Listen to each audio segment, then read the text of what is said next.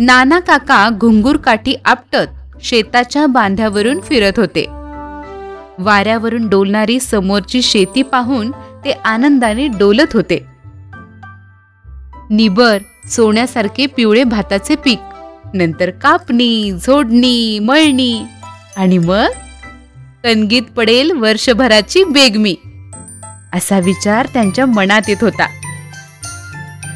निसर्गाने करुणा केली, भाते पिकुनी पिवळी झाली, असे गाणे गुणगुणत नाना काका माळ्यावरच्या शेतापाशी थांबले. दाणे भरलेल्या लोंब्या आडव्या पडल्या होत्या. शेताची नासाडी चालू होती. शेतावर उंदीर मामा कोपले होते. नाना काकांनी एक प्रयोग करायचे ठरवले. त्यांनी शेताजवळच्या माळावर एक मोठा गोल खड्डा खणला. त्या खड्ड्यात पत्र्याचे एक मोठे पिंप ठेवले. ते अर्धे अधिक पाण्याने भरले. त्याच्या मोकळ्या टोकाला एक तर्फेसारखी हलकी लांब फळी बसवली. पिंपावरच्या फळीच्या टोकाला तळलेली भजी ठेवली. अंधार पडला आणि नाना काका शेतावरून घरी आले. सर्वत्र सामसूम झाल्यावर उंदरांची टोळी बाहेर पडली. तळलेल्या भज्यांच्या खमंग वासाने सर्वच उंदीर पिंपापाशी धावत आले. पिंपावर ठेवलेल्या फळीच्या एका टोकाला भजी ठेवलेली त्यांना दिसली. घाईघाईने 3-4 उंदीर पुढे धावले. त्यांच्या भाराने सगळेच उंदीर पिंपाच्या पाण्यात डबकन पडले. सारे बुडून मरून गेले.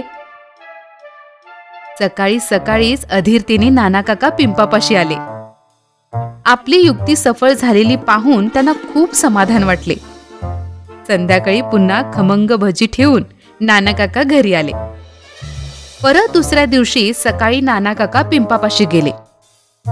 फळीवरची भजी फस्त केली होती, पण पिंपामध्ये मात्र एकही उंदीर दिसला नाही. त्यांना फारच आश्चर्य वाटले. हा काय प्रकार आहे, हे त्यांनी जाणून घ्यायचे ठरवले. संध्याकाळी अंधार पडायच्या सुमारास नाना काकांनी खमंग वास सुटलेली भजी फळीच्या टोकापाशी ठेवली आणि जवळच झाडाच्या आडोशाला ते लपून बसले. रात्र चांदणी होती. नीरव शांतता पसरली आणि उंदरांची फौज स्वारीवर निघाली. सर्वत्र भज्यांचा वास सुटला होता. मोठ्या अधीरतेने उंदीर पिंपापाशी जमले. आपापसात काहीसे कुजबुजले. त्यांच्यापैकी 4-5 उंदीर पिंपाबाहेरच्या फळीच्या टोकावर बसले व एक उंदीर फळीवरून पुढे सरसावला. प्रत्येकाने एक एक करून तेवढी सर्व भजी आणली. ती सर्व भजी त्या चतुर उंदरांनी कुरतडून मजेने खाल्ली आणि पुढच्या मोहिमेवर कूच केली. शेरास सव्वाशेर भेटलेल्या त्या चतुर उंदीर मामाची युक्ती पाहून नाना काकांनी आपल्या कपाळावर हात मारून घेतला.